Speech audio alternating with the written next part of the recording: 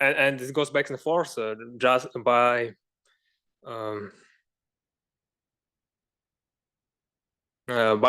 changes in pressure in the error caused by the sound wave. So what happens in the computer is that these oscillations captured by microphone are converted into a digital signal. Digital signals means that it can be represented in the computer in the digital system. So analog signal is something continuous. And the thing is, because computer has limited memory, we cannot save continuous thing on our computer. So we need to somehow make it discrete. And this analog to digital converter, which does this, consists of several steps. So the first one actually samples some audio parts from the continuous signal. And then, because we cannot save infinite floats, we have finite floating points. We apply some quantizer and some codec to convert it into a 0-1 byte code. So you can ignore this quantizer encoder. The main thing is sampler. How it works. Our X with round brackets is a continuous signal. And let's say we have a parameter which we call T, which is called sampling period. And every T seconds, we click on a button and capture the value of our signal. So every time we click, we add 1 point to our sequence xn. So basically, it's represented by this equation here. However, usually, instead of using the term T, sampling period, we use the opposite called sampling rate, which is measured in hertz. So it's 1/second. It's 1/t. So this basically says how many clicks we did within 1 second of audio signal. So imagine this is your continuous signal. And when you do click, you get these points. The idea is that you specify sampling rate in such a way that even if you have discrete signal, you can convert it back to analog one with as small amount of losses as possible. One important thing here is that when you work with deep learning for audio, you probably train your model on a specific sampling rate, let's say like 16,000 points per second. Then if you try to use, for example, music recording, which is in 44 kilohertz, 44,000, your model would not work properly. Because your model will think that the input is still in 16 kilohertz, and it won't sound as you hear it normally. It will feel as a much faster recording or much slower recording, depending on the difference between the trained sampling rate and the actual sampling rate of your audio recording. Like I'm talking right now on a certain speed, but for model, it will feel like I'm talking in such a way because of this sampling rate mismatch. Yeah, so it's very important to not forget about this and to resample your audio, if it's, for example, in 48 kilohertz, back to 16 kilohertz to ensure that there is this domain match. Yeah, so as I said, when you have your discrete signal, using some interpolation techniques, we can convert signal back to an analog one, and usually it's without losses, with some edge cases, but we'll skip them for simplicity. Clear until now? Yeah. What do you do if you have a few data points with very low sampling rate? We should like to train on, but not convert all the other data points to this low sampling rate. What do you do? What do you do if you have a few data with very, very low sampling rate, which you would like to train on, but not convert all the other data points? So you, first of all, so as far as I understood the question, yeah, you have few examples which are in low sampling rate and many examples which are in high sampling rate. So first thing, throw away these low sampling rate examples, because if there is only a few, you do not need them and you won't lose anything, and it will be better. Another approach would be to convert everything to the low sampling rate, or to try to upscale low sampling rate examples to the higher ones. This is probably better if there are only a few examples, but yeah, you must resample and your audio should all have the same sampling rate. Cool? Cool. Yeah. So probably if you're interested in speech or audio in general, you have seen such sort of images, and these images are called spectrograms. And let's try to understand why do we need them. So first of all, and I forgot to say that this representation, which is the signal, at each time step, it's basically this xn, is called waveform or time representation. It's called time representation because it depends only on time on this element n. What would bit rate correspond to then? Bit rate is the thing here. So how many bits we allow ourselves to have to save this xn on our system. For example, usually it's a 16-bit depth, meaning that this xn can have 2 to the power of 16 possible values, and that's it. Yeah, so this is called waveform, and it might be problematic because 1 second of audio contains sample rate elements, which leads to severe computational costs. So imagine you want to generate a music piece. Usually it's like 3 to 4 minutes of audio, but because it's music, you need high sampling rate. You need to ensure that all the pianos, guitars, everything sounds great, and you can hear all the details of your music. So then you would use some high sampling rate, like let's say 44 kilohertz. But actually 4 minutes with 44 kilohertz is a 10 million length sequence. So high quality audio is extremely large. In contrast, when you have high quality image, like 1024 by 1024 in RGB, so with 3 channels, it contains only 3 million elements, which is much, much lower value and much easier to work with. What is the amplitude on the waveform graph? So amplitude is the value of xn. We call how far it is from 0. Yeah, basically xn, just the value itself, is the amplitude of our signal. So for this reason, one letter, just like A, requires thousands of samples to save. For example, if you have like 22 kilohertz sample rate, this is just one letter, one vowel. This is also just one vowel.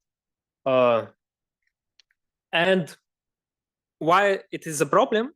Because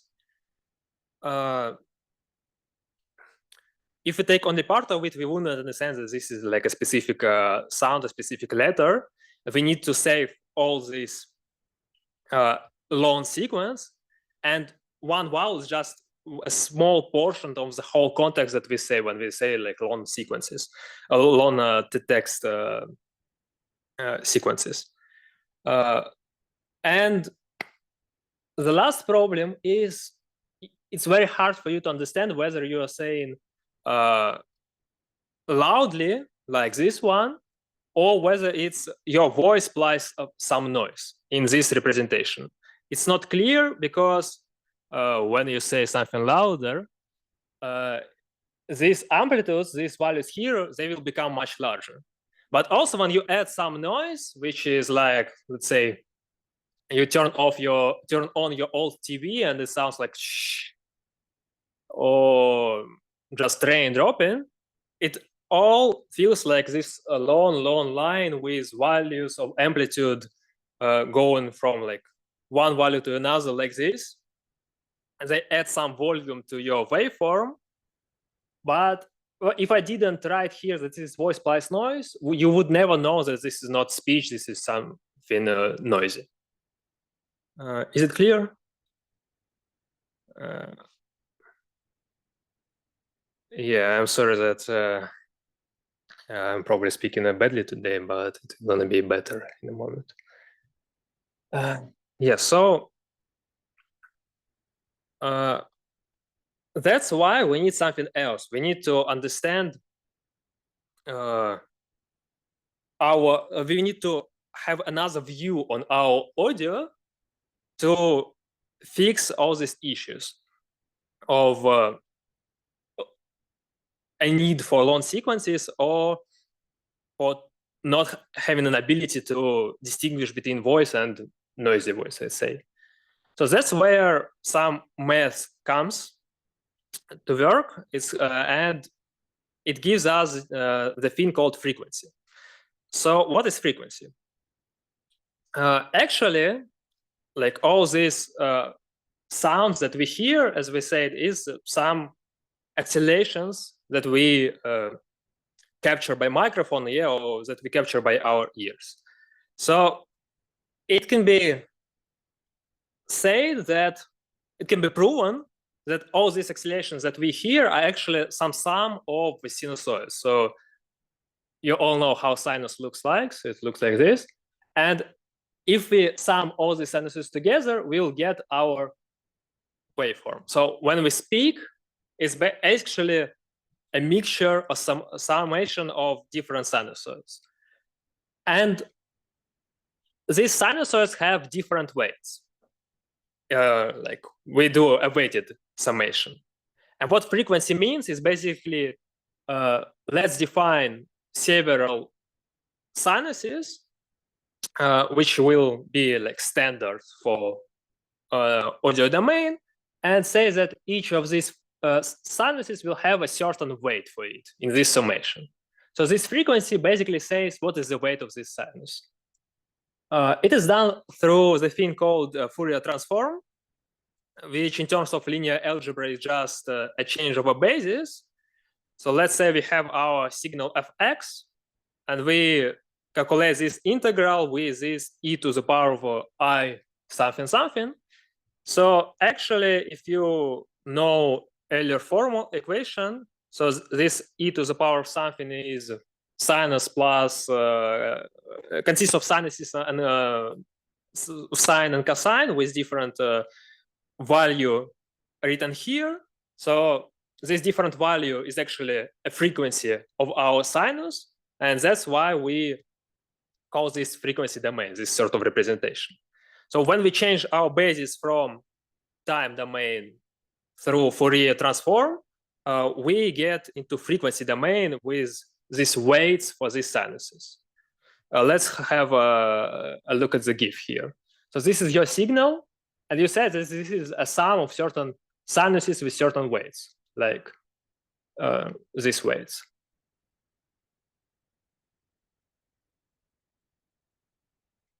Then what Fourier actually gives you is what is the coefficient for all of the sinuses here. Yeah, so this is your Fourier output. And because it's just a change of a basis, you can go back and forth without any problems, without any losses. There are two important things here. First one is that the output of Fourier transform is complex. So by design, it's not a real value, it's a complex value.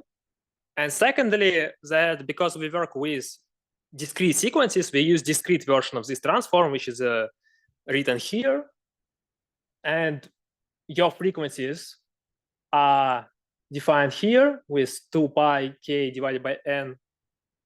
multiplied by the temporal index. And yeah, when you calculate this sum, you get some complex value. And for this complex value, usually we are interested in two things. First one is called magnitude. The second one is called phase. So magnitude is the absolute value of this complex number, which basically says how big it is, like how exactly this weight. A phase tells you the argument of this complex number, and it's also important, but usually deep learning for audio omits this part or takes it from like some references because of some reasons that we will see next in the slides. Here, f is a signal in an amplitude time as a function from time. Yes, f is a function from time, like here. So x is your time domain. Yeah. So one important thing about frequencies is that if you pass real input and audio is a real input, you'll get symmetric coefficients here. Yeah, so let's say your f is 10 sinus 2p 10t and 3 sinus 2p 100t. And you know that this f is the sum of sinuses with this weight. And here next to t, you see the actual frequency. So when we plot it, in the time domain, it will look like this. In the frequency domain, when we take the absolute value, it will look this way. And you see that we have some peak next to 10 frequencies and some peak next to 100 frequencies. And we also have a similar one, symmetric one here. And because it's symmetric, we usually throw it away and we look just at the first half of it. So this cool thing is that noise, for example, doesn't have any specific frequency. It just adds some garbage to all frequencies. That's why when we look at the same signal, which is noisy and non-noisy, like here and here, it's very hard to say that actually the left one has some noise in it. They look very, very similar. But when we look in the frequency domain, we'll see that this original signal contains only 2 peaks here and here, and the noisy one has a lot of garbage everywhere for all frequencies. And that's a benefit we get from frequency domain. We can get some patterns that we couldn't get from the waveform format. And we'll see how it is helpful in the pitch too when we go here.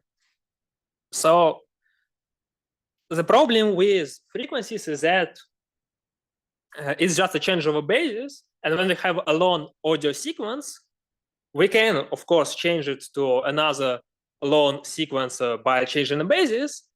But in reality, frequencies change rapidly through time. When I say the value, the vowel A, it's some sort of some sinuses summing together with certain weights. When I say O, it's some different sinuses, or the same sinuses, but with different weights, with another set of weights. So if I say A and then I say O, I want to understand that I said exactly A and I said exactly O. I don't want to mix these frequencies together. So that's why in practice we work with so-called time frequency domain, where we can see both changes across time, like whether we are speaking or we are not speaking, and changes across frequencies, like which letter are we saying? Is it A, is it O, or is it something else? And this representation looks like this. And when it's darker, here it means nothing is happening here. There is no speech, it's silence.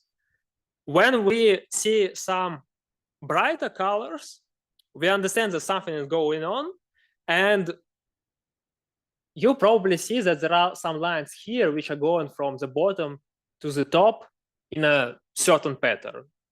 And that already tells you what is the benefit of having time frequency or frequency representations.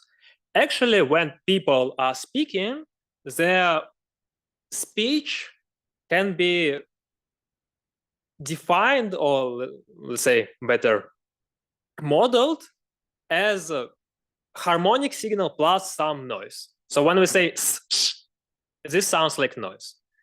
But when we say vowels like o, all this stuff, this is a harmonic signal. Like you play guitar, you bump on your string one time, and you see it oscillating and actually making long sound, which you can hear, like has some low frequencies in it, something which is a bit bassy, and some maybe stuff from your string in the high frequencies. So in speech, it's a similar way. When you say have a harmonic signal, frequency representation would look like this. You have very light color at the bottom frequencies, and when you get to the high frequencies, they will slightly become darker and darker. And you see this pattern here, like here, line. And actually, this pattern is unique for different vowels. So, for example, automatic speech recognition systems, they look at these patterns and they match this pattern with a specific vowel, like A, O, or something like this. And by doing this, they understand whether you said like one vowel or another. And these patterns actually, or the peaks that you see in this frequency representation, are called formats. And that was what was done back in the days where there was no deep learning. People just took this format patterns and concatenated them to get something which sounded like a robot or stuff like this. When is Fourier transform, does the amplitude turn into frequency? So this is amplitude. And here we get frequencies, and here we get weight for each frequencies, for each of the frequencies. Yeah, so how this spectrogram is calculated? Basically, you take small window and calculate your Fourier transform like we did before for this whole window. And this gives you one column of your spectrogram. Then you take a certain step, probably usually with some overlap, like you shift by a small amount, and your new window overlaps with your previous one, and you calculate your Fourier transform again, and you get your second column. You're doing this again and again and again, and you get new column all the time. Every time you get a new column, and then you get something like this. The only thing which might be useful here, like a new nuance, is that you might have some windowing. Why do you need it? Imagine you're doing this overlapping, and there is some signal here on the edge. When you calculate this window as is, with this overlap here, you accidentally amplify your signal at this corner, at this edge. So like your signal will be a bit corrupted because of this. And that's why you actually want to apply windowing. Windowing is a function that goes from 0 to 1 and back to 0. And it's 1 in the middle, and it's symmetric. And the idea is that like when the windows are overlapping, they sum up to 1 here when the one window is overlapping with another. and you do not get corrupted frequencies as edges. Yeah, and this again shows how you calculate spectrogram. Yeah, you take window, multiply it with your actual signal, calculate Fourier transform, and you get one column of your spectrogram. And here it's exactly the same thing. Yeah, you take window, you calculate Fourier transform, this is your column. But again, because Fourier transform returns you complex values, your SCFT is complex valued. So you need some way to work with it for deep learning. And usually we consider two versions of the spectrogram. One is called magnitude spectrogram, and another is called phase spectrogram. So magnitude spectrogram is the absolute value of your STFT, and usually it looks like this. Phase spectrogram is the argument of your complex value, so the angle, and it looks like noise. And that is why because it doesn't look like there is some structure in it, many deep learning systems ignore this thing completely and work with magnitude spectrogram only for some analysis, for example.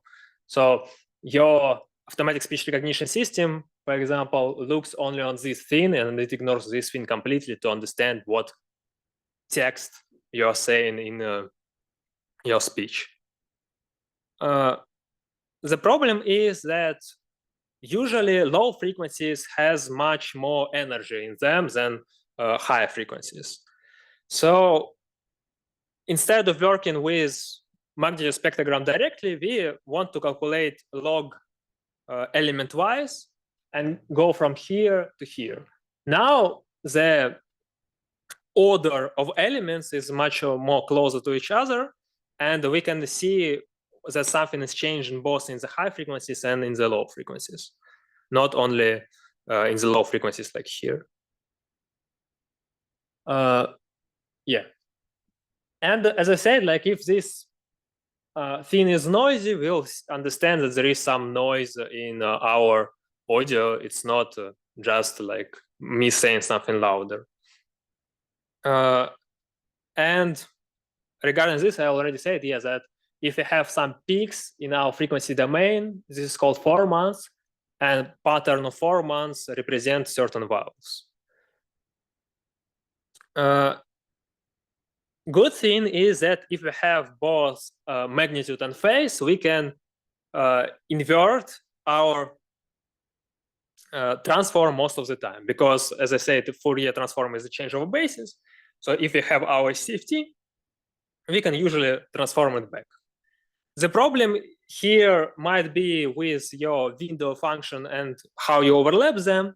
So if you, for example, do too large step and you skip some part of audio, of course, you won't be able to return, like reconstruct this missing part. But most of the time, the transform is lossless, and this is cool. Like we can go back and forth. Yeah, and the last thing from digital signal processing is called Mel scale. So we as people, as humans, do not distinguish frequencies well if they're in a higher range. So for us, frequencies like 5,000 and 5,100 sound almost the same, while low frequencies are much easier to distinguish for us as humans. So we perceive sound on a log scale, which we approximate mathematically in a certain way, and we call it Mel scale. And it looks like this. Yeah, so I forgot to say it, but maybe one way for you to also understand frequencies in a better way. So when you play piano, you have like lower keys on the left and higher keys on the right. Yeah, and lower keys are a bit basic, they sound something like this. So the sound which sounds low for you in music sense contains more lower frequencies. The sound which sounds high for you, like that, I don't know, it will contain more high frequencies. Oh, yeah. So that's a certain way for you to perceive like what is the difference between high and low frequencies. And inspired by this idea of how humans perceive stuff, we came up with a Mel spectrogram. So instead of working with STFT as we had, we want to transform this linear Y scale into a logarithmic scale we had here. So this is done in an interesting way. So you split your frequencies into buckets with these triangles that go from 0 to some value and then back to 0. And they are this maximum value decreases logarithmically. So this looks like some logarithm here. And what you do, you take your first triangle and you apply it here on your spectrogram. So here, this is the only thing for today where I need to write something. Yeah, you see it here. Yeah. So we have certain triangles that go like this.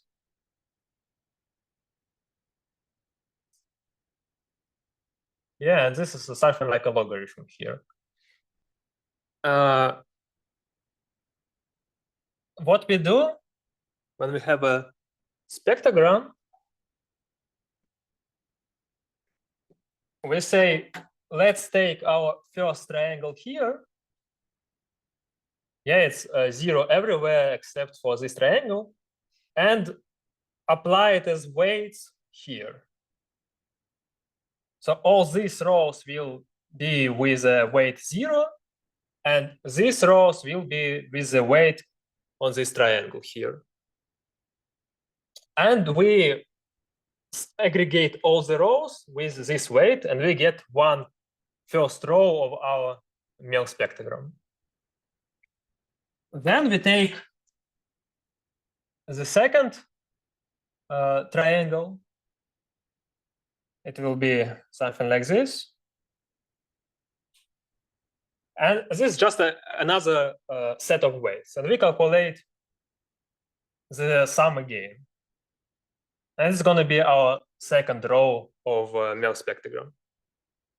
And we do it many, many times until we use all our triangles, and we get something like this here. And this is going to be our Mel spectrogram, and why we may want to use it. For example, for generative AI, our main goal is for us humans to believe that this speech is real. And we probably do not care like about some frequency details that we cannot actually perceive because they're very close to each other. But we care about differences that we can perceive, that is about Mel scale.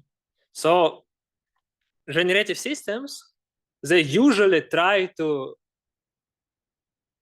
use Mel spectrogram as a reference or generate Mel spectrogram to ensure that the generated speech will be perceived as a real one. It may look differently from the frequency point of view, and that's why audio defect detectors exist. But from the perceived point of view, it looks similar. And to ensure that, to like promote in a certain way, making it like as well human perceived as possible, we usually use Mel spectrograms for generative AI. Sorry, I got lost. What are these triangles? Why do we have negative frequencies? Yeah, so regarding negative frequencies, it's this thing. Maybe it's a bad plot there. Yeah, here it's a bad plot, so it should be start from 0. But in general, you can have negative frequencies because as we said, your frequency domain is just a change of basis, and it goes from 0 to sampling rate. But because sinuses are periodic signals, actually you can go like to the negative way or to the here after SR, and your weights here will be just copy pasted to the left or to the right because of this periodicity we have in sinuses. Others with the logarithms frequencies, no, these triangles are the weights we use to go from to convert this linear frequency scale to this logarithmic scale. So these triangles try to change the axis in a certain way that like compress it or transform it to look something like this. Yeah, so instead of this linear thing, we'll have something like this Mel scale. Yeah, and your triangles, they will have this slope here because of this logarithmic thing.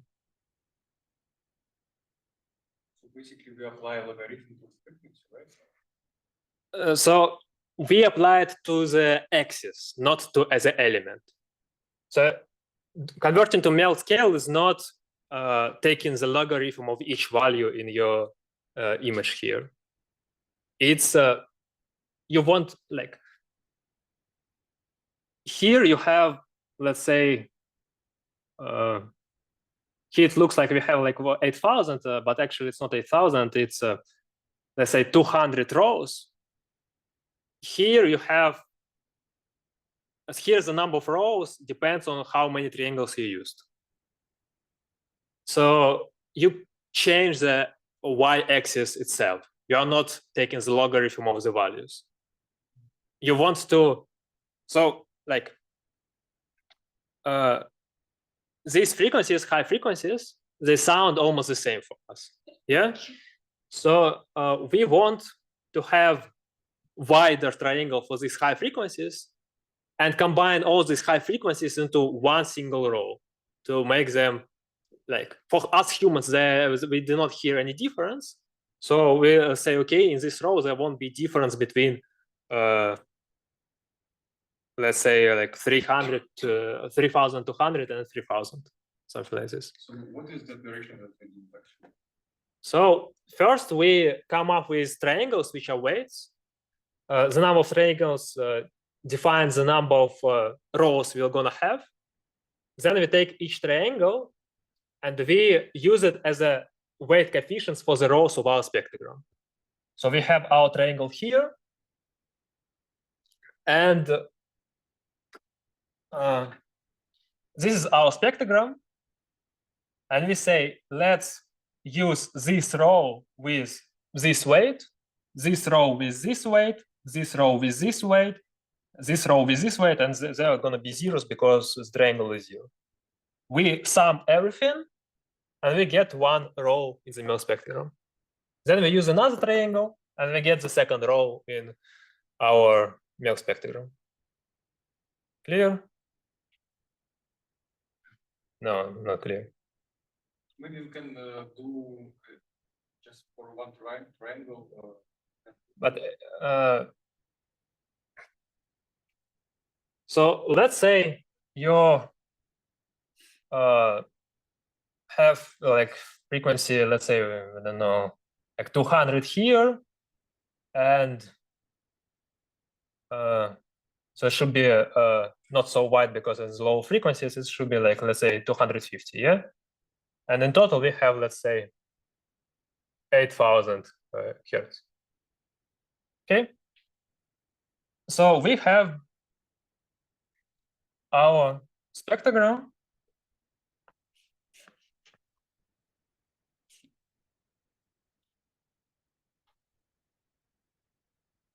And there are some rows in this spectrogram.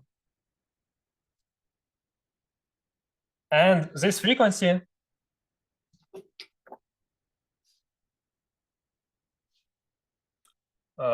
also correspond to hertz. Okay. So here it's 0. Here it's 8,000. Now we want to find 200 and 250. Let's say 200 is here, 250 is here. Okay.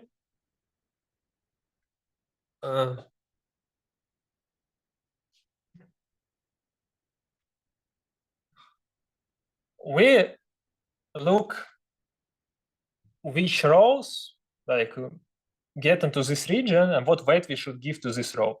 So for example, for this row, we see that like here is our triangle that we had. Yeah, so it's 0 here, 0 here, and some value here. Let's say it goes from 0 to like 0.4. Yeah. So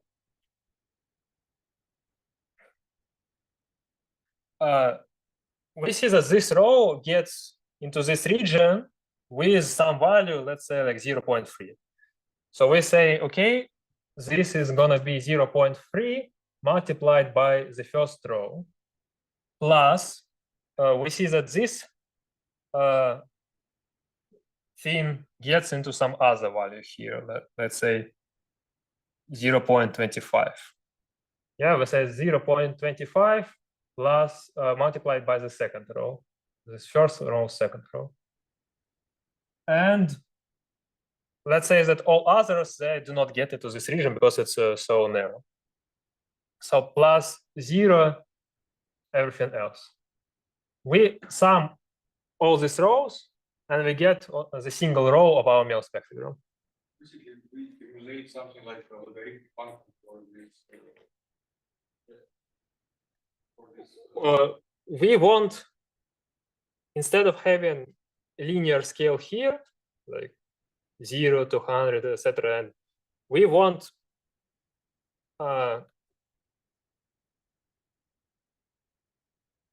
these high frequencies to be represented as something which is close to each other, and these frequencies to be represented like to this scale to be narrow here and wider here. Not the same like logarithm. It's not like we take this row and apply logarithm to this row. It's we want to aggregate our frequencies in a way that would represent this that would change the axis to the logarithmic scale. I think I'm not very clear today. I'm sorry for that. But I'm really sorry, but just the result of this whole summary, this is just the brightness of whatever we see on the spectrogram, or what? you Like mean we summarize the red rows here, like with 0.3, 0.25. The result itself is just the brightness. No, the result of, so we took like first we took first row with certain weight, second row with certain weight, third row with certain weight. We sum all of them together and we get the first row of our Mel spectrogram. So this whole line here. Then we take the second triangle, we get the second row. So when we summarize them, we get like this color for the first row of our Mel spectrogram, for the second row of our Mel spectrogram, and for other rows of our Mel spectrogram. Yeah, okay, I got it. Thanks. Got it. Yeah, the problem is that first of all, we do not have phase here, so we cannot go back. I'm not mentioning here. Yeah, so because we do not have phase here, we cannot go back to the waveform domain so easily. This is one drawback of having Mel spectrograms. We only have magnitude here. The weight determines the magnitude of the region. Yes, meaning higher the triangle, bigger the magnitude of the signal for the rows which were on the right of the triangle. the bigger is the value of these rows in the final result. Yeah. Yeah. So if you want to get information about audio without me falling asleep, you can use either HTC context or probably summer bootcamp from 2024. Here, I think I did it better. And there are some talks there that we won't have during this bootcamp. So you might find some interesting information there too. So other angles applied for each time step. Time step is here the row. So yeah, like the same weight for each of the timestamps. Yeah, so let's move to something which is easier than this digital signal processing thing, where we can understand things better. Any questions? No? I'm sorry, just to make clear, like the output of Fourier itself, this is just like the weight of the frequency at the certain point of time, or I'm just not sure if I got that right. Like you have a vector, your Fourier transform returns you another vector, which will give you the coefficient of the sinuses. And if you sum up your sinuses with these coefficients, you will get back to your original signal that you had. So it's like a weight for the sinuses. And if you sum up sinuses with these weights, you will get your audio that you had. The vector that we put in, it's just x from time, like all of our... Yes. Oh, okay, I think I got Yes. it then. Okay, thanks. Yes, and you say that your x in time is a sum of sinuses with certain weights. To get these weights, you calculate Fourier transform. Okay. Yeah, okay, I got that. Thanks. Yeah, so let's move on with multimodality. Also, we do not have a lot of time. So here the stuff is going to be easier. If you didn't understand a lot about audio, do not worry.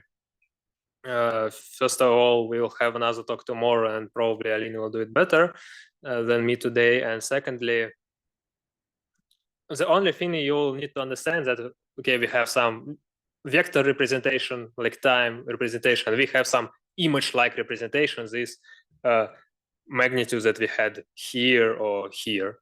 So this looks like an image to us, and let's pretend that this is an image. And if we have something like this, let's say that this is the time series, like we worked with before. Yeah, so let's get into modalities. And to understand whether modality actually matters, let's look at the example of how we generated text.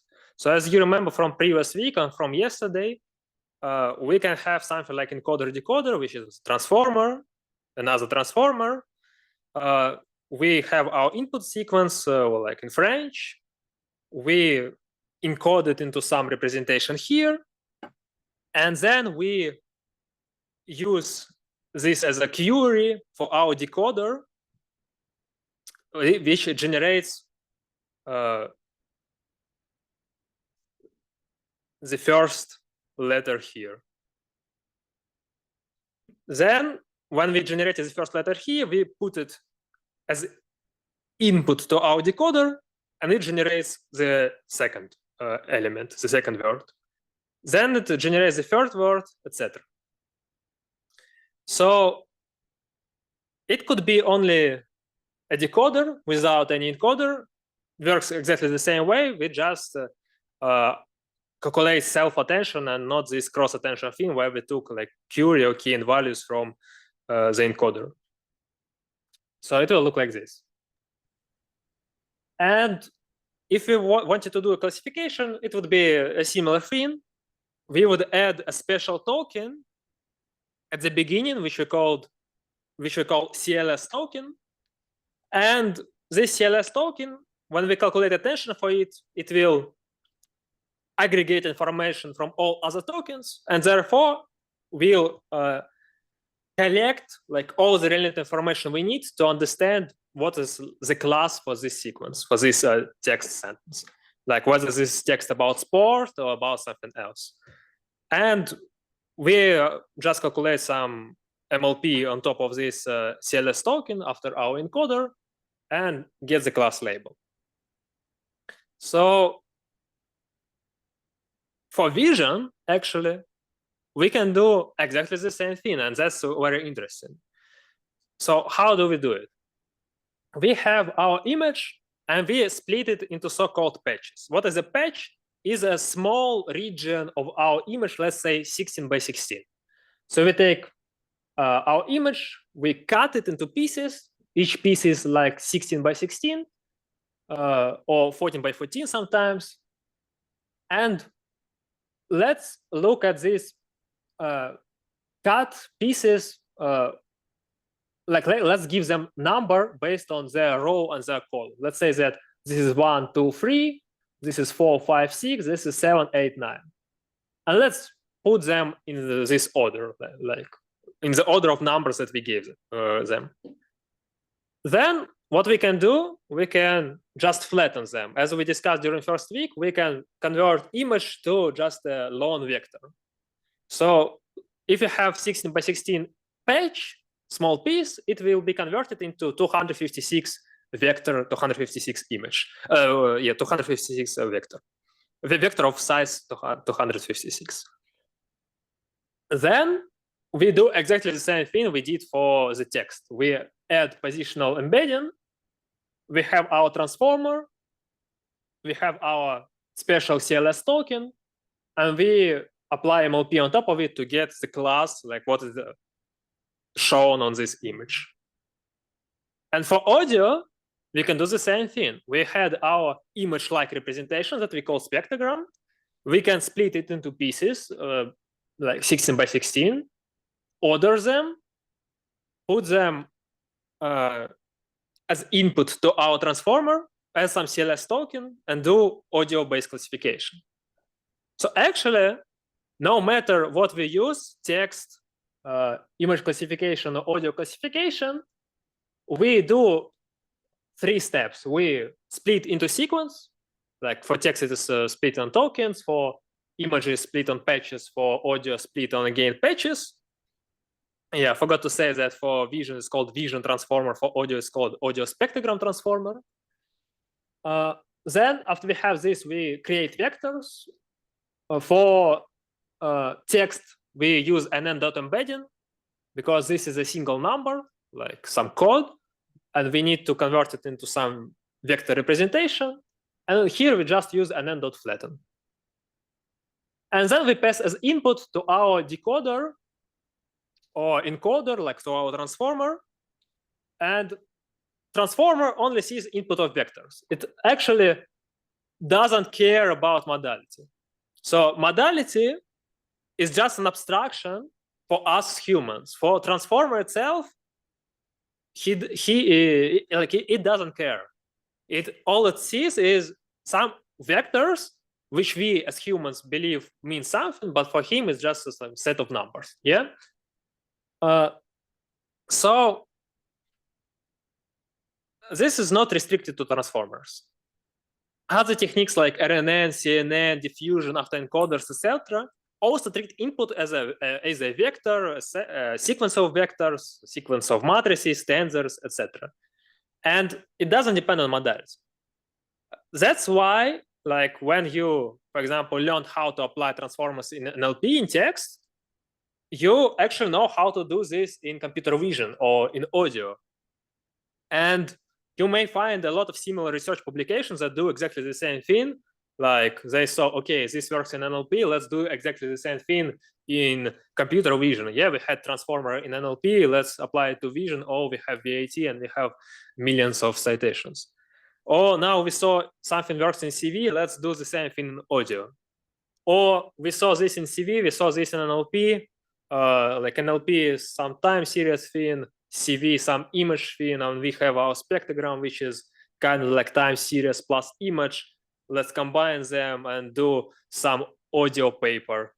Or let's maybe combine CV and NLP to generate, let's say, images, and now text-driven images, and now combine in exactly the same way audio and text to audio and NLP to generate audio. So if you are mastering one modality, you basically mastering the whole deep learning that exists here. Yeah, and especially I love audio about this. So people do not like audio because they usually say, oh, you do not have anything on your own. You always steal ideas from CV and NLP. You cannot like generate new ideas, which might be true because I personally do not know a lot of papers that would be used in CV and NLP, but originally were created for audio, while I know a lot of stuff that was created in CV and NLP, but used in audio. I guess this is happening because like most of the hype topics there in NLP and CV, and just much more researchers work there. And if something new like transformer comes up, it would just because of the probability come up there and not in audio. But because audio is a mixture of CV and NLP, if you are mastering audio, you are mastering in both. While if you're only mastering like CV, you still need to learn something to do NLP. Yeah. Yeah. Can the modality matter? Yeah, it may. And I'm giving an example for audio because I call myself master in audio, not after the first part of this lecture, but in general. Wait. Yeah, so. Yeah? Yeah. You want to say something? No?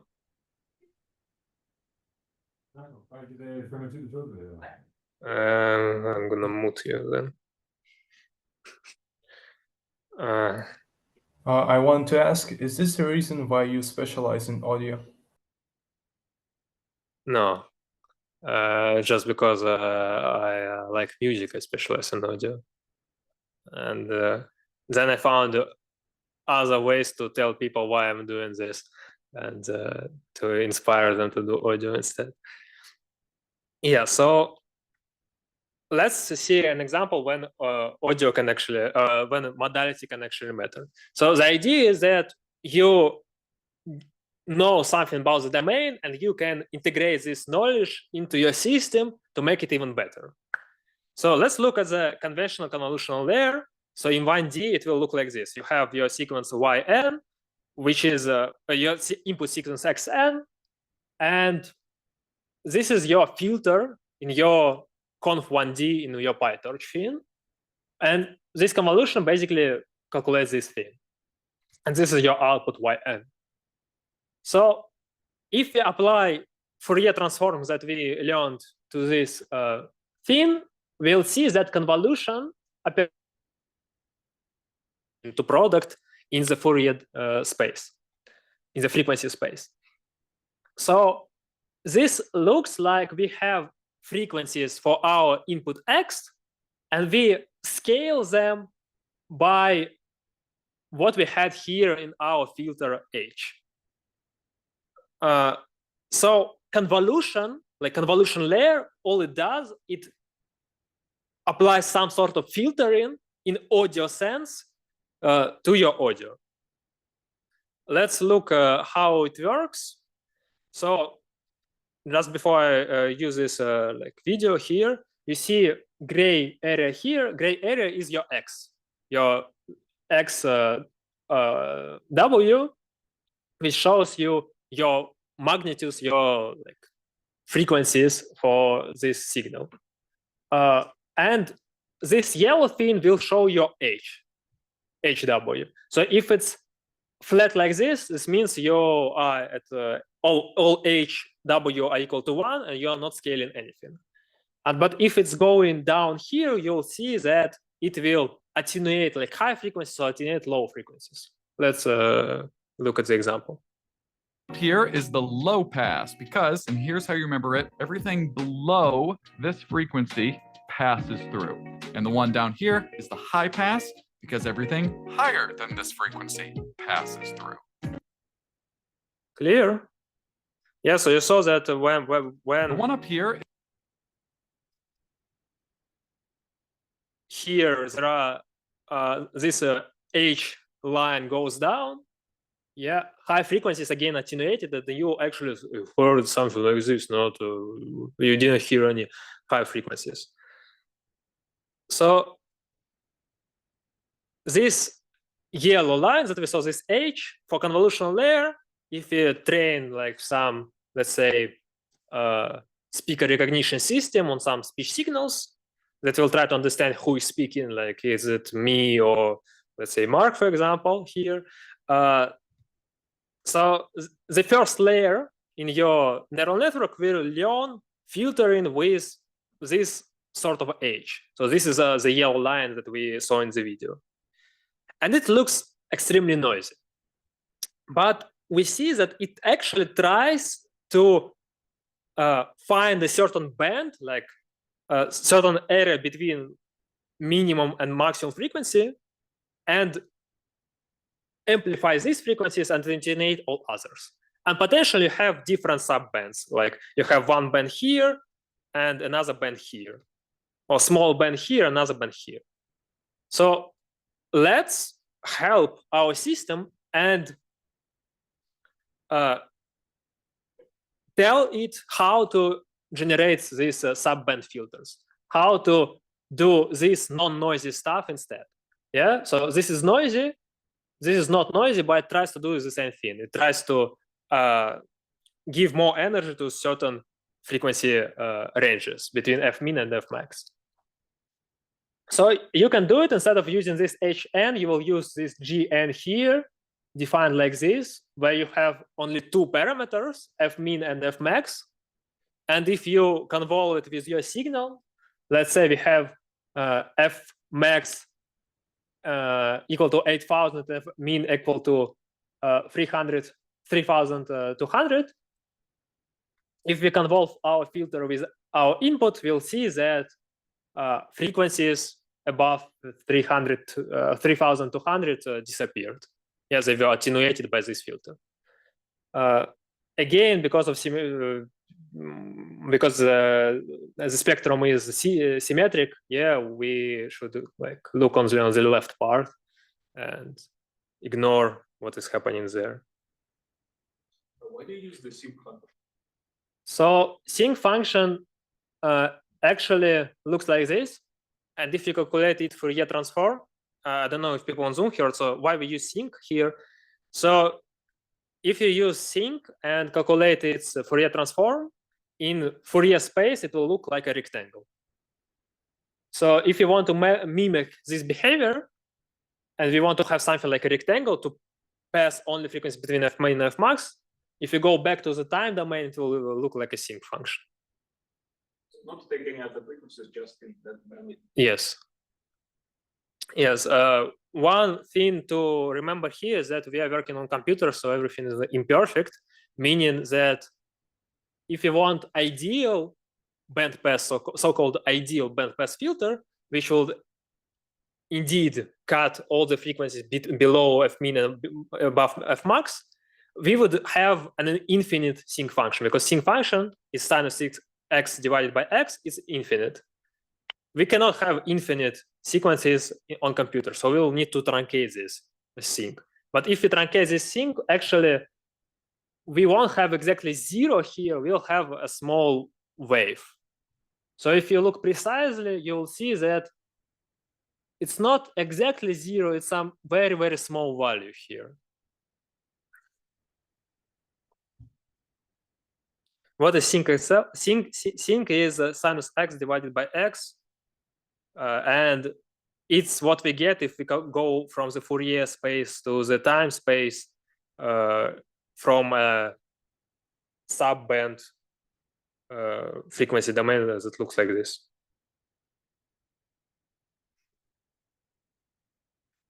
I'm sorry, how sinus x divided by x turns Fourier into a normal? So if you do some math, your apply like this Fourier transform on this function sinus x divided by x, you will see that its coefficients, its Fourier representation will look like a rectangle.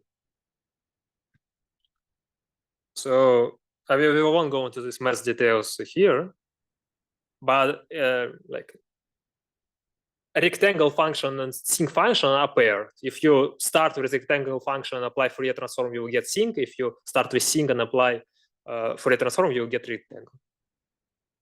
Okay. Yeah. So we understood that modality doesn't matter most of the times, and if it matters, you just use some domain knowledge to improve your model somehow. Now, what about combining modalities? And that's actually maybe useful for you because you had a question about it 2 days ago.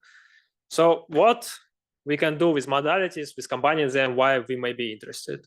For example, we can do reference-based conditional generation. Here we had this old guy and we said, let's change him to a young man. It will look like this, and like make him smile. It will change to something like this. So we have some image editing.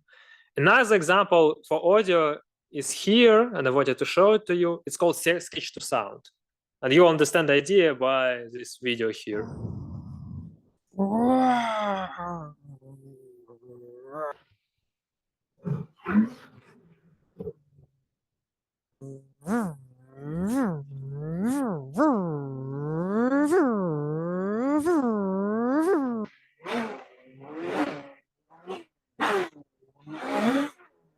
So the guy provides a sketch version of the sound effect for the video. He does it by his voice, and then the network transforms it into something conditioned on the text prompt here. Like, yeah, it says like Formula 1, car racing, etc.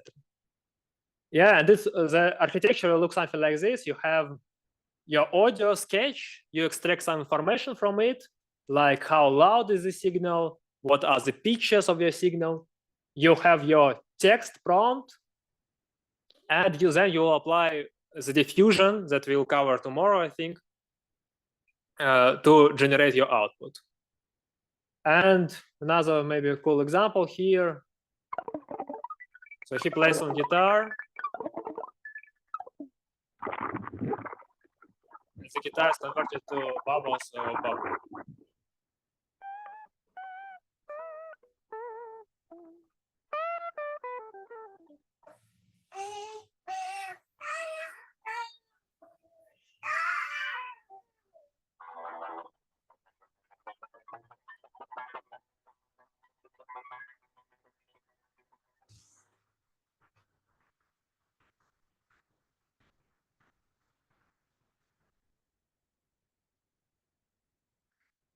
So we can do stuff like this when we have multiple modalities. When we talk about information retrieval, it also can be helpful. Let's look at audio-visual speech recognition.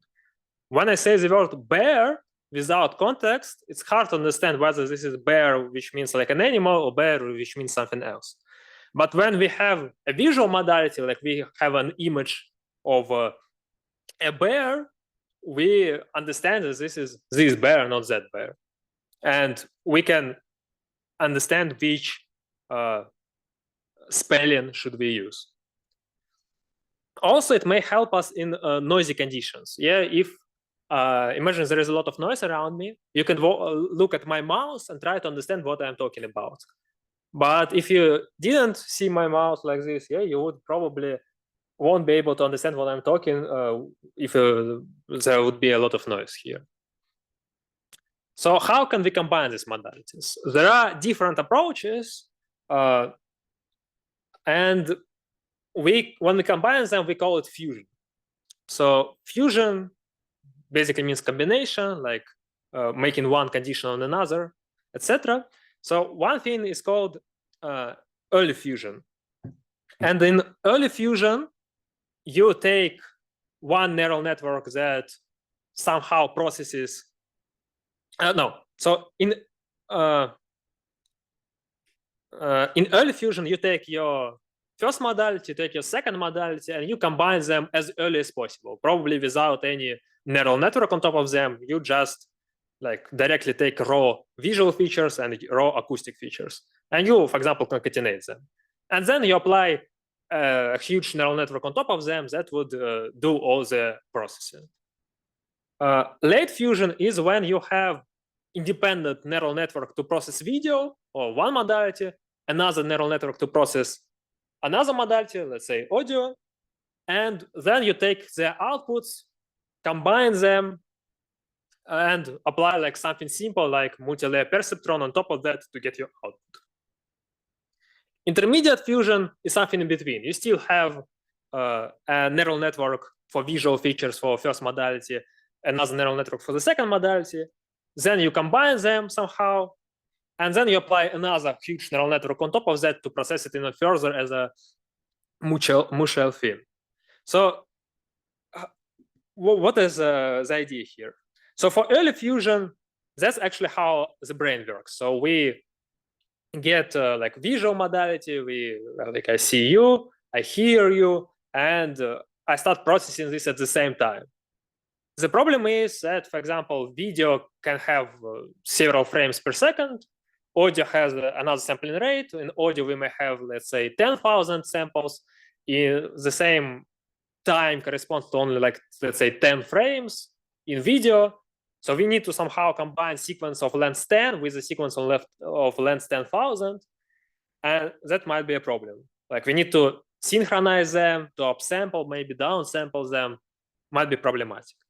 For the late fusion, the advantage is that we can use state-of-the-art models for all of the for each modality. So let's, for example, say we have very cool pre-trained VAT for vision and cool other neural network for audio. We can use pre-trained neural networks, extract the output, and output already will be very useful, and our MLP can get a high quality just from these features. The drawback is that our modalities are not very conditional on each other. Yeah, so our video processing doesn't depend a lot on our audio processing, or vice versa. And this lack of conditioning would mean that we probably miss some matching that would be useful. Yeah, so maybe we want to look at how sound matches our lips, like lip sync, how synchronized are they, and if we only process them in the late fusion, they won't be conditioned on each other very well, and we may miss this sort of information. So intermediate fusion is something in between, which helps you to get the best of both worlds. Any questions? Yeah, so how can we do fusion? There are many different approaches. We can, for example, take vector from one modality, from another modality, and just concatenate them. Or we can create something like cross-attention or self-attention, like here. Or we can just multiply two vectors with each other, sum them with each other, apply summation and concatenation all together. It's called like squeeze excitation thing. So many different approaches. Sometimes one is better, sometimes is another better. For example, in text image generation based on text, usually cross attention is used. For sketch to sound, as far as I remember, they use something simple like addition. In it all depends on the model. How text can be synchronized with video? So we'll get into it.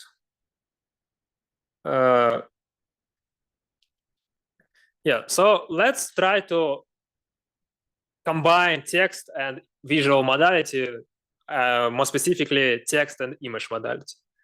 So one task that we can imagine is creating captions for image. We have an image of a dog and we want to create text which says, oh, this is like this type of dog here. So there are different approaches how we can do it, and one of them is called clip. and it's based on idea of contrastive learning. So you have independent encoder for text, independent encoder for images, and they return you, and you have like a batch of different possible captions and different possible images. For each of them, you return some vector. Let's call it T1 for T2, etc. for I1, I2, etc. for images, and T1, etc. for text. Now, if this caption corresponds to this image, we want the embeddings, the vector representations to be similar with each other. So we want T1 dot product between T1 and I1 to be as small as possible. While for captions that do not match with an image, we want to make these embeddings far from each other. So we do the opposite thing. And because we have this contrast, like making them similar to each other if they belong, if they match, and making them different if they do not match, this is called contrastive learning. And this allows us to do prediction, for example, in this way. So, or do something like classification. Or let's say that we know that we have like a certain set of classes, and our caption is a photo of something. We calculate text embeddings for all possible classes and image embedding for our image that we are interested in. Then we try to find the text embedding which is the closest to this image embedding, and we actually understand what is the class of our object. Yeah. Please explain why we highlight the trace of this one. So T1 is the caption of I1. T2 is the caption of I2. T3 is the caption of I3, etc. So if this is the caption of, so if this caption is corresponds to matches this image, we want the embeddings to be similar. If they do not match, we want them to be different. So if it's on the diagonal here, we want them to be similar. Otherwise, we want them to be different. Yeah, like if T2 doesn't correspond to I1, we want T2 to be far in terms of some distance from I1. Where distance is like cosine similarity or like Euclidean distance, like L1, L2, norm, something like this. Clear? Yes, and how do we use it actually? We calculate the distance between what? So in inference, we say that we have a set of possible text, like a photo of something. We calculate embeddings for all of them, and then to define a class, let's say like what is the exact caption, we try to find the caption which is the closest to the image embedding we have here. Yeah, so we see like T1 is far from it, T2 is far from it, T3 is close to it, T4 is far, etc. far. So T3 won, so we say okay, T3 is the answer. So the value of the I1 T1 is the distance. So here, yeah, it's the distance. So here it's represented by dot product. It can be like dot product is basically the same thing as cosine similarity. So what about the other, like the I1 T1 is? So T1 says how close is I's image to first text. First is right? So this value, you mean, yeah? Yeah. So this value says how close is this image to the first text caption that we have. First text caption. Yeah, this value says how close is the same image to the second text caption. Because here the idea is during inference, you do not know like a photo of what this image is. But you know, it is one of n possible classes, like dog, bird, etc., etc. So you go over all of them and try to find the closest one. This requires to have previously specified all the possible captions. Yes.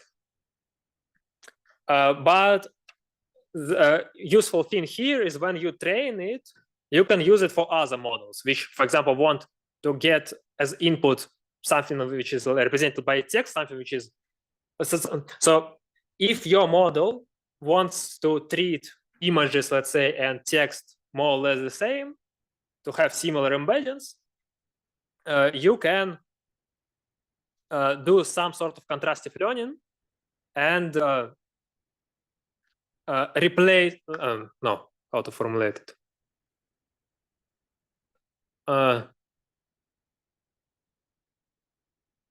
So let's say I trained like an LLM to generate text. Yeah, it gets text as input and output some text. Now I want to give an image instead of text, bless you, for the same model. If I replace text embedding with image embedding, because they're similar with each other, the model will treat them more or less the same. So for some vision LLMs, like they take only images as input, they work in a similar way. They replace text representation with a similar image representation. And the similarity is achieved by doing something like clip here, where our, let's say, original LLM used T1. Now, instead of T1, we replace it with I1, but because they're similar, the model doesn't see any difference. You get it? Yeah? No. Cool. Yeah, so again, we have this encoder-decoder text generation. We can generate captions in the same way. So clip is what we had before. Yeah, we had like some image and text encoder. We did some contrastive loss. Now let's say that our vision transformer is an encoder, and we use the same transformer decoder as we had for text. And now we can generate text after regressively. Yeah, we generate the first letter of the first word of our caption, the second word of our caption, etc. One after another. Yeah, here is just another version of the same thing. So multimodality here is achieved by using transformer here and here, and as we say, transformer doesn't care for it; it's just like some vectors. So the architecture is exactly the same we had for text, but to ensure that our generation is dependent on the image, we did some cross attention here to condition this decoder on this image representation we had. Clear? Or if we have something like decoder only, yeah, we can do the same thing. And here is an example for audio to make it a bit different. So let's say you want to generate speech given some text, and also you want to have some reference audio to copy his or her voice. Yeah, so you take my speech and you add some other text to make another audio that sounds like me but says the text that you entered, the prompt that you gave to your model. So how it works? We have a sequence of text, like what should be, what should the speaker say, and we have our audio here, which we also convert into some tokens as we did for text. We'll see how to do it for audio in a moment, but here is just some text token sequence. Here is some audio token sequence. And our model outputs, again, one by one, audio token sequences. And then we apply a thing to go back from tokens to the audio domain to actually get this speech waveform here. So let's see how it works. Just two remarks. So one thing which we will need is called autoencoder.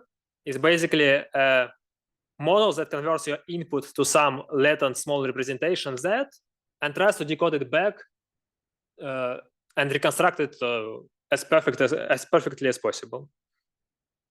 And basically, you train it by saying, like, let's calculate some norm between this and this and make them as close as possible. It's used to compress your input without with as less losses as possible to something which is smaller. While it can be helpful in audio, we saw that audio waveforms are long, and now we want to compress it to something which is shorter but contains all the same information. And if you have something like a decoder, we'll be able to reconstruct it back to get our speech back again. So what we actually use here is called vector quantized autoencoder. So we had our latent representation Z here. And now let's say we allow ourselves to have only certain number of embeddings, let's say like 10 embeddings, which we put in a thing which we call code book. So our code book is a dictionary with key like number, like 1, 2, 3, 4, etc. And for each number, it gives you a certain embedding. Like there is embedding number 1, embedding number 2, embedding number 3, embedding number 10 if you have a code book of size 10. So what vector quantized autoencoder does, it says, okay, we have this vector Z, like here. And now let's try to find the closest embedding in our code book to this one. Let's say that this is number 4. So instead of working with this vector, we will work with vector number 4. And we save like, okay, we save our number 4 here. It's like index. And if you want to decode it back, we replace number 4 with the embedding we had here in our code book and decode it. And we should, again, after decoding, get something which is as close as possible to what we had as input. Clear? Yeah. So imagine we would convert our whole audio into one number. Yeah, so that sounds strange. So yeah. Because in a sense, it's not like high compression where Yes. Yeah. Yes. So actually what we're covering here, it's called audio neural codec. So audio compression, like codecs, like MP3, FLAC, etc., they're signal processing based. This is a neural network approach to do the same thing, where instead of saving your audio waveform as a sequence, you want to save discrete numbers. And because you compress it a lot, your discrete numbers, they allow you to save space. That's like the first way how you use audio neural coders. And second one is you use them to work with your transformer models, etc., as this text-like token representation. Yeah, for text, we convert like words or something to a number, like 1, 2, 3, etc. And now we want to do the same thing. We want to convert audio into a set of numbers, like indexes. Yeah, we're a bit out of time. We'll end with this model, and we'll see if you want to go forward or not. So we could use directly this, but instead of having one number, we will have a sequence of numbers. We'll say that, like, let's split our audio into windows using convolutions. Yeah, and the first, let's say, 320 elements would convert in one number. Second window will convert in the second number, etc. So this could work, but in reality, it loses some sort of details. And when you decode it, you'll hear something which sounds a bit robotic and not so perfect. So you want to get something which is more like a fine-grained version of compression for the same window of length 320. So what you do, you add residuals. Let's say we have our encoder output as before, which we call Z, and our first code book VQ1. We find the closest embedding from VQ1, and we subtract this embedding from our vector Z.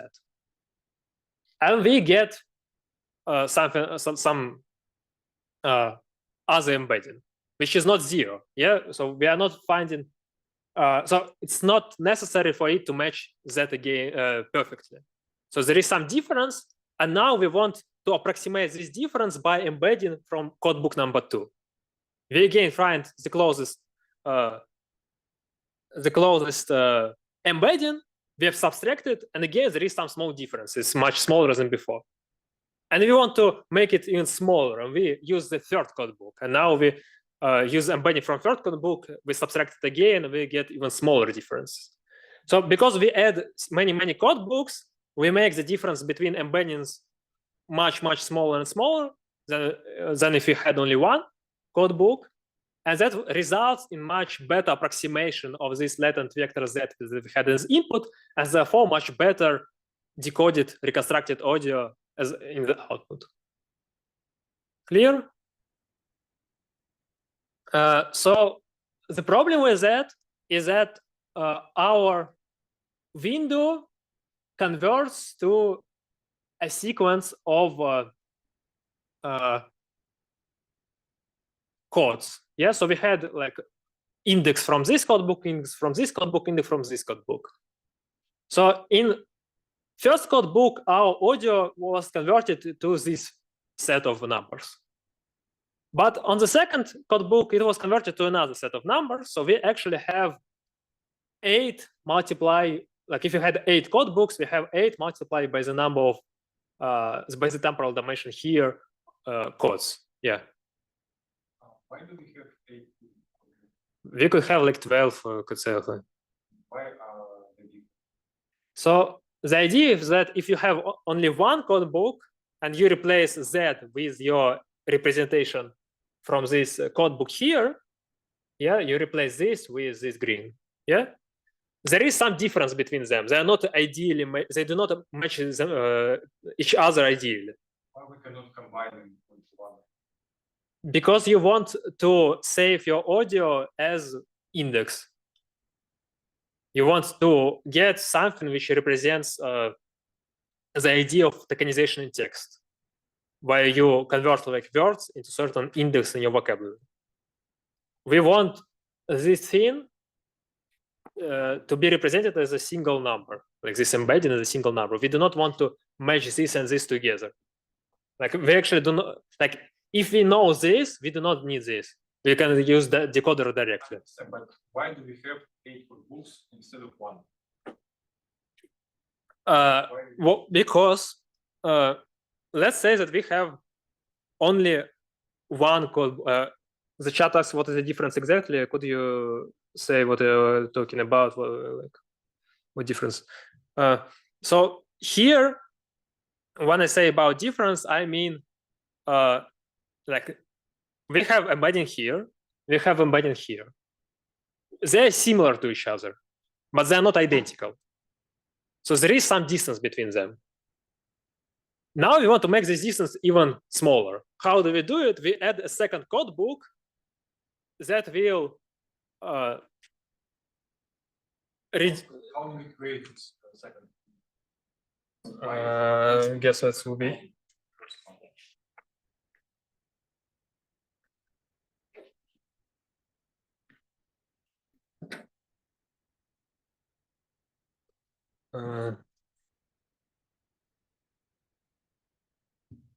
So you have your embedding Z. You have your first codebook, and let's say you first codebook, and you chose this embedding number 4. Yeah. So you calculate the difference between them. Like let's say this is Z, this is X1. So you calculate Z minus X1. This is not 0. Now you calculated this, and you have your second codebook. Why we can combine this 8 codebooks into one? You understand. You understand.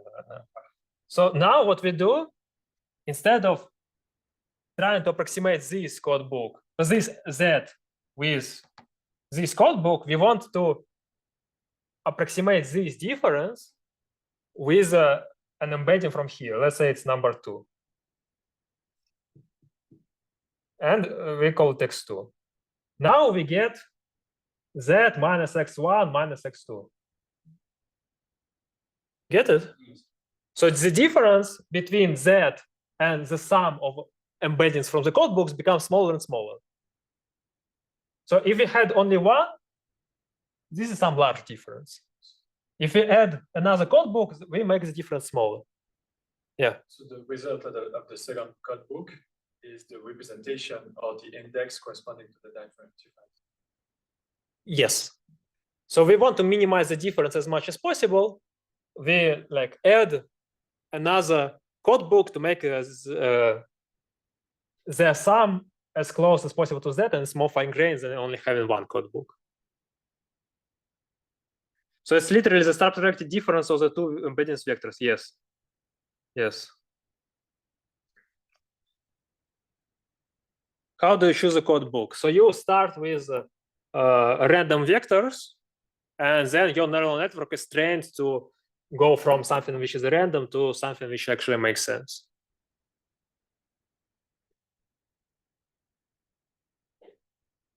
I'm sorry, Clear? could you repeat the question that was the latest question that was asked in the classroom, please? The classroom asked so whether we are going, whether we are trying to approximate z minus x1 in our second code book, or we are trying to approximate z basically. Yeah, we are trying to approximate the difference. So every time we add a code book, we subtract the embedding from the code book, our difference becomes smaller, and now we want to approximate this difference with a new code book. Okay. And then we subtract it again, and the difference becomes even smaller. Yeah, Clear? okay, that makes sense. Okay. Yeah, so okay, they are just learnable vectors. Yes, so all code books are learnable vectors. It's like a recursive function, if I understand. Kinda, but we have only a finite number of steps we can do. Yeah, so the more code books we have, the more fine-grained is the representation. Though, like, the most important information is in the first code book. Yeah, all other code books, they just add some more details, but they do not contain like the main information. So how do we actually get this model we had here? So again, we have textual tokens, we have audio tokens, and we want to generate audio tokens. So let's say we have X, which is our text or phonemes, basically text. We have C with wave, which is the reference audio, and C without without code, so without wave, it's type of here. It's what we want to generate. So first, we generate only the output of the first quantizer, the codes from the first quantizer. Why? Because, as I say, they contain the most important information. And all of this is about details for this specific signal. So we want to start by generating only VQ1, and we do it after regressively. So like we did in text, we generated the first word, then we put it as input, we generated the second word, then we put it as input, we generated the third word, etc. So it's represented as in the mathematical equation, represented in the following way. You have our code at time step t, and it depends on all previous codes that we generated, c less than t, on our reference, and on our textual input. And we do it for all the codes here. Then And we do it after regressively. So like we did in the text where we generated one word and another word and another word and another word. For residual codes, we can do it non-after regressively. Why? Because we know that if we have 8 code books, then we have 8 codes for the code number 1. So if you generated code number 1, we know that there are 7 more. We know that there is a fixed value, fixed number of codes. So the idea is that when we do something after regressively, you're doing it for many, many steps until you get a token which says stop it. Like this is the end token. Because it can be like either a long sequence or a short sequence, you do not know where your model will stop. You do not predict in advance how long it's going to be. So that's why you cannot generate everything at the same time. When you have knowledge about having only 8 code books, you can generate all of them at the same time, and this increases the speed of your model. You could do it after regressively, but doing after regressively means doing something slower, because you need to generate first ones and put as an input to generate second one, while with non-after regressive, you can generate everything at the same time in parallel. Basically, it's represented here. So at first, you have your text, you have your audio, you have only first code from the first code book, and you generate the first code for all the following time steps. Now that you have all the first code books, you can add details to your audio. You can generate code number 2, code number 3, etc., code number 8. And you do it after regressively. You do it non-after regressively. You give everything as input from like code book number 6, let's say, and you generate code book number 7 for all the time steps you have at the same moment in parallel. Clear?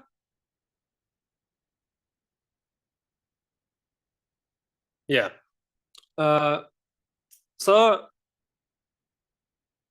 here I wanted to show you, that basically if you know transformer, you can do audio generation, you can do image generation, you can do video generation in the same manner.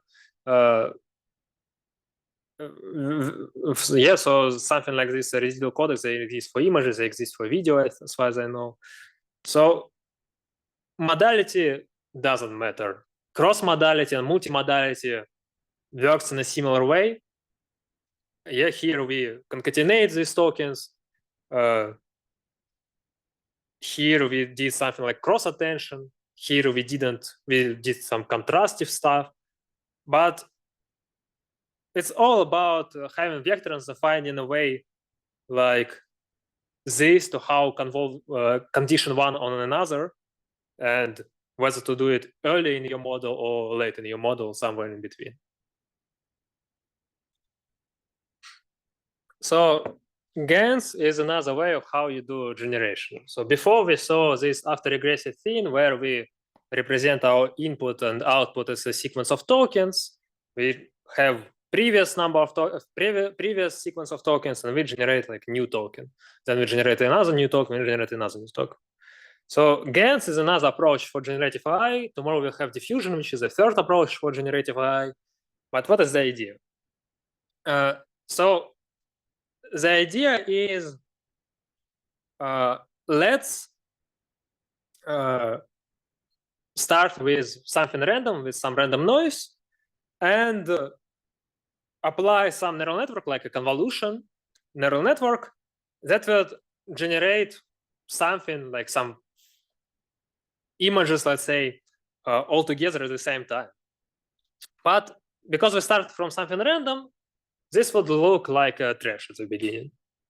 So we want to compare this fake example that we generated with something which is real, yeah, with some ground truth, with some desired output, as we did before for supervised learning.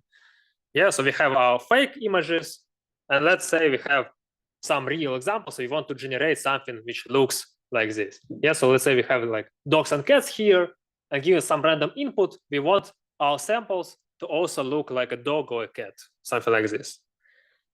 So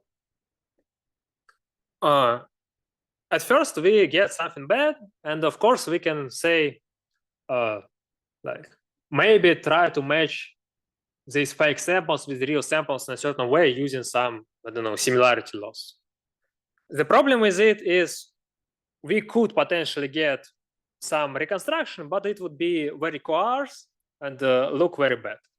So the idea is, let's give our model some sort of a teacher that would tell like whether these fake and real examples are similar or not. And the goal of the generator would be to fool this teacher. So discriminator, the network here, will try to distinguish between real and fake examples.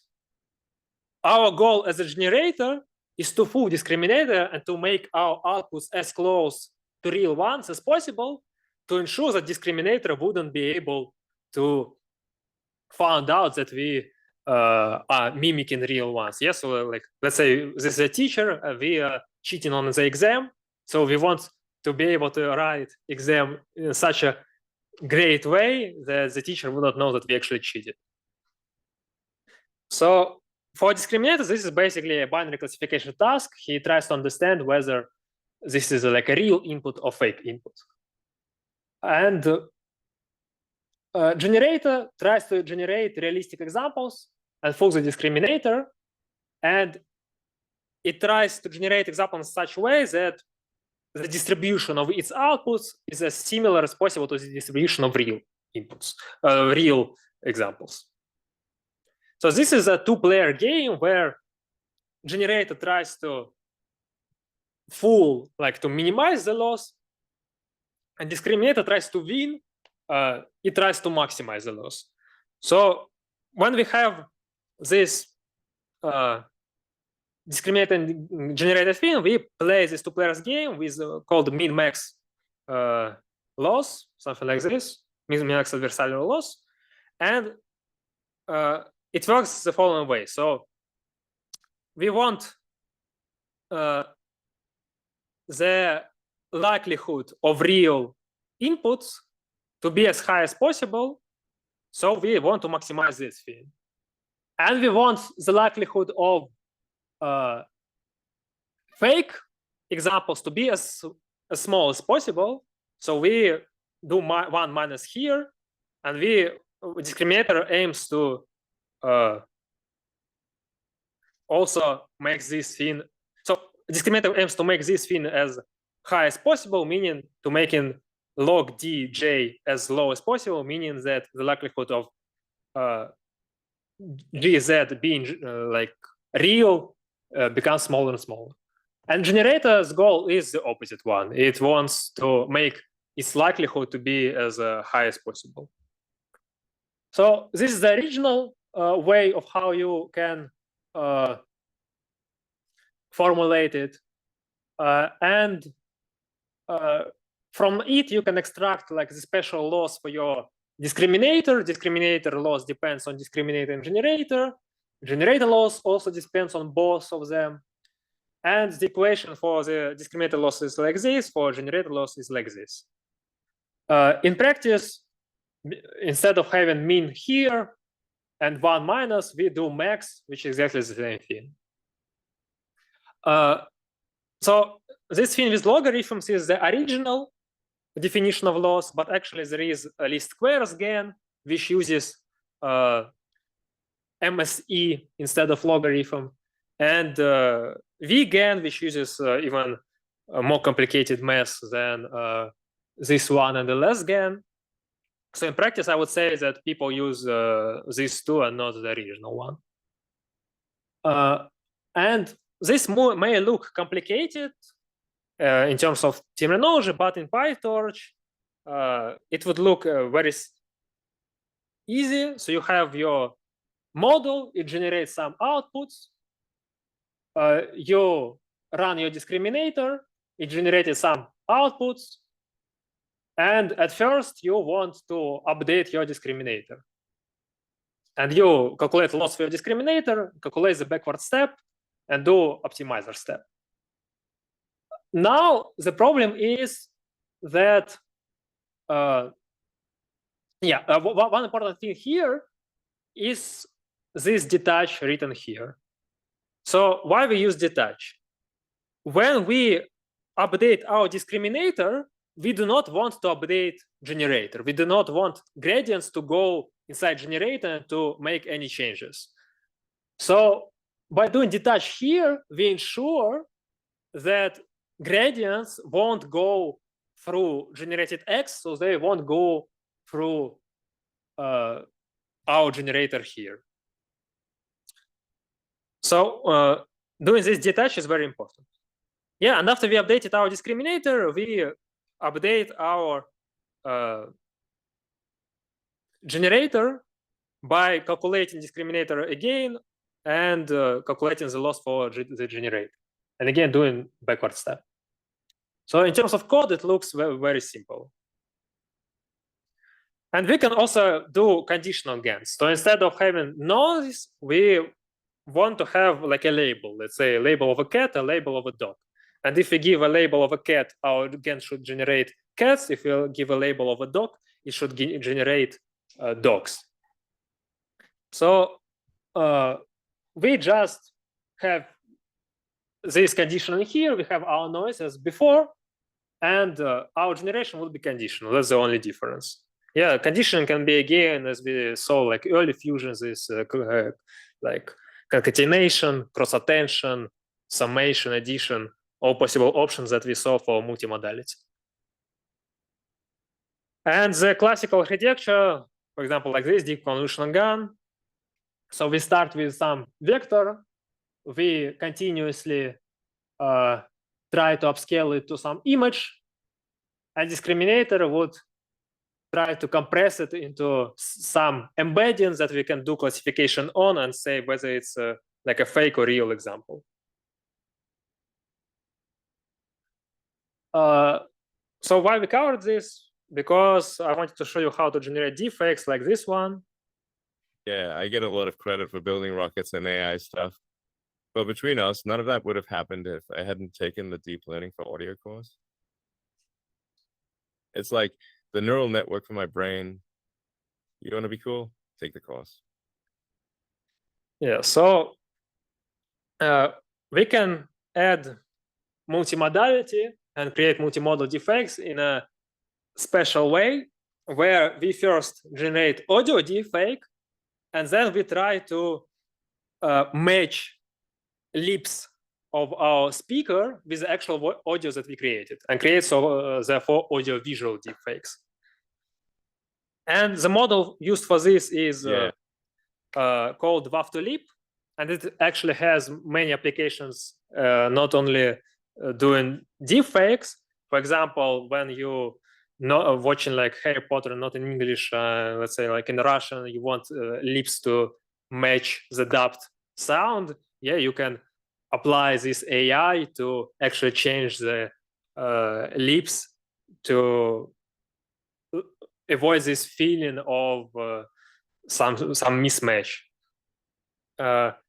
Or you can do the same thing like for translated lectures or for CGI characters, because CGI characters, they do not like speak themselves. Yeah, you do some voice on top of them. And if you want it to look realistic, you need to ensure that characters open their mouths in a way that matches the speech.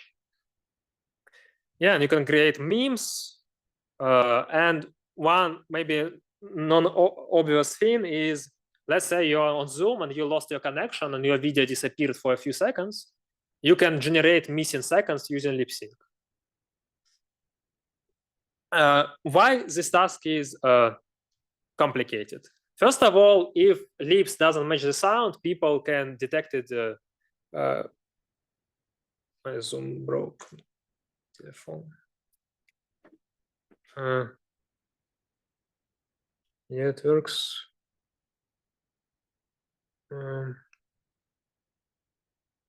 People on Zoom, can you see us? All good?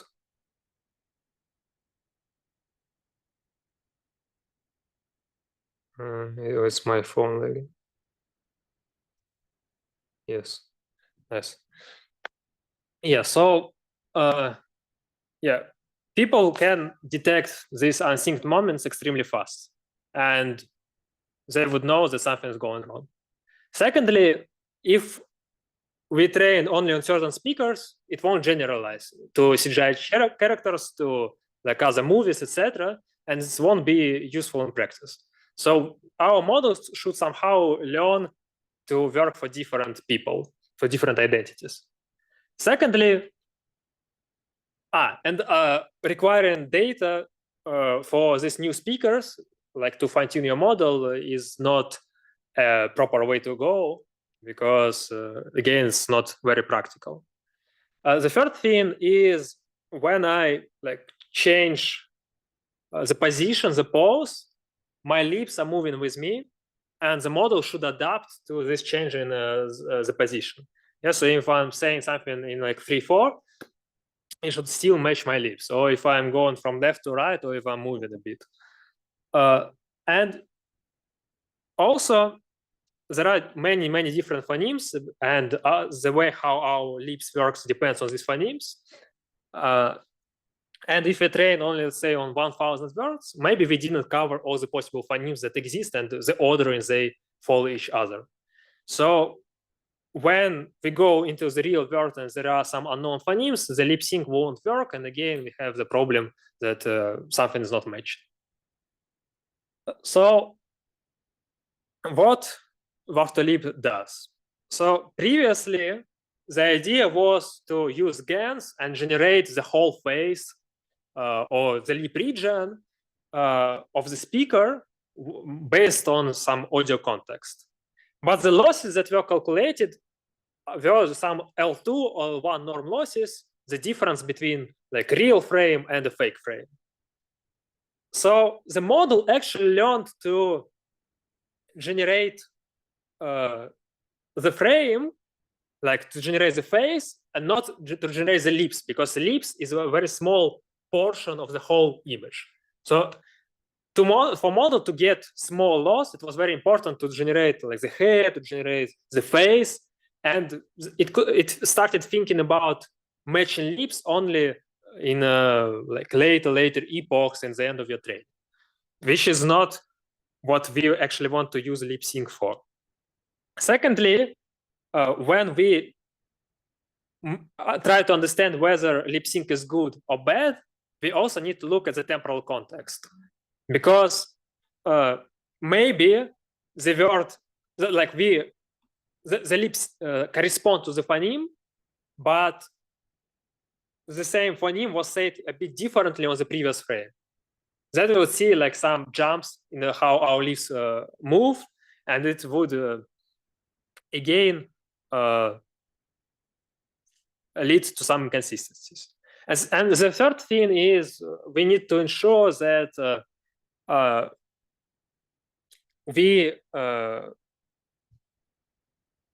discriminator understands whether it's a real or fake example by looking at the lips.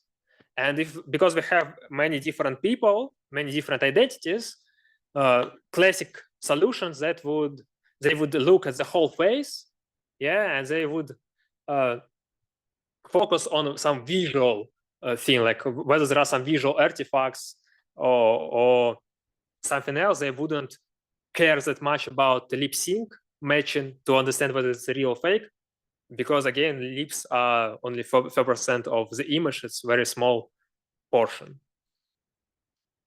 So what Waftolib says to generate accurate lip syncs, we need to get a high quality expert in lip syncing. So they pre-train a discriminator on real video audio pairs, and this discriminator says whether lips are synced or not synced. Then this discriminator is frozen, it becomes frozen, and it penalizes for generating audio frames, for generating non-lip synced audio frames. we do not like penalize for having wrong pause, wrong phase, wrong anything else.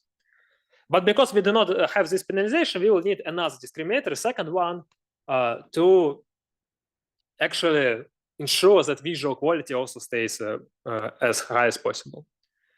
So for synchronization, we use a model called SyncNet.